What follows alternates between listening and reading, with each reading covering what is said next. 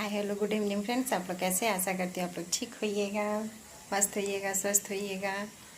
और अभी आज सोमवार का दिन है और मैं जा रही सोमवारी का 16 सोमवारी का पूजा करने।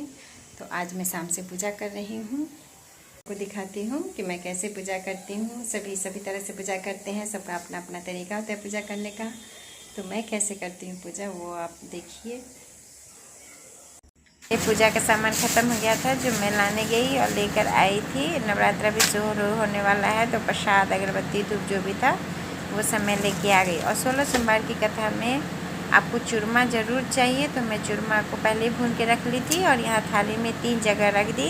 उस पर आपके पास जो भी फल है वो बराबर हिस्से में उस चूरमा के ऊपर डाल दीजिए। और एक्स्ट्रा जो आपके पास पंचमेवा होता है, जो सारे प्रसाद आपके घर में हैं वो बराबर हिस्सों में उस पर डाल दीजिए। तीनों जो भाग हम लगाए हुए हैं उस पर डाल देंगे।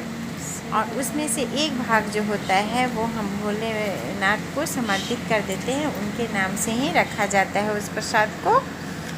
और बाकी जो 2 भाग होता है बचता है उसका हम एक तो गाय को देते हैं, और मतलब ये जो हम भोलेनाथ के लिए निकालते हैं वो गाय को दे दिया जाता है या ब्राह्मण को। बाकी जो 2 भाग होता है उसमें से एक भाग जो व्रत करती है उसका होता है वो खाता है, और एक भाग जो होता है वो हम लोगों में प्रसाद के रूप में वितरित कर देते हैं। उसके बाद मैं वहाँ पे दीप प्रज्वलित कर ली थी, अगरबत्ती जला ली थी। और आपके पास जो फूल है, मैं फूल समर्पित की, अक्षत समर्पित की, तिल समर्पित की, जौ समर्पित की, और समी का जो पत्ता होता है वो भी मैं लेके आई थी, वो भगवान को समर्पित कर दी थी।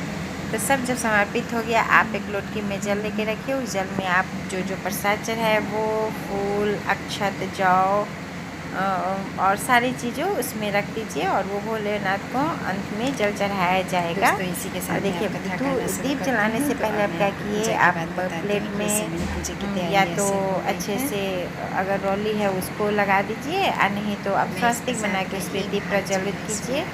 फूल अक्षत जो भी उसमें रख दीजिए और फिर आप पूजा अपना शुरू कर दीजिए। तो मैं सब चढ़ाने के बाद अपना कथा करना शुरू कर दी थी। और मेरा कथा जब समाप्त हो गया, कथा समाप्त होने के बाद हमें माला फेरना होता है, रुद्राक्ष का माला। 108 बार ओम नमः शिवाय का जाप करना पड़ता है। तो कथा समाप्त हो गया था, मैं ओम नमः शिवाय का जाप करना शुरू कर दी थी। रुद्राक्ष वाला जाप समाप्त हो जाए तो उसके बाद हम भोलेनाथ की आरती करते हैं। आरती अच्छे से करके हम अपनी पूजा को ख़त्म करते हैं। आज का पूजा मेरा संपन्न हो गया था। और उसके बाद मैं आ गई थी प्रसाद बनाने। तो प्रसाद में जो एक हिस्सा बचा था उसको मैं छोड़ के बाकी 2 हिस्सों को अच्छे से दूध और चीनी के साथ मिला ली थी, और उस सब को मिला के मैं सब में बांट दी। और उसका जो एक हिस्सा जो लगा कि मेरे इतना है तो मैं उसको रख ली थी अपने लिए, और बाकी 4 हिस्सा 4 कटोरे में रख के मैं सबको दे दी थी। तो परिस्थिति का भोले बाबा की कृपा बनी रहे हैं और मुझसे भी बनी रहे हैं। तो अब मैं इस वीडियो को अंत करती हूँ। आप लोगों को 16 सोमवार के व्रत का कथा मैं पूर्णतया बताती हूँ, व्रत की विधि बता दी हूँ।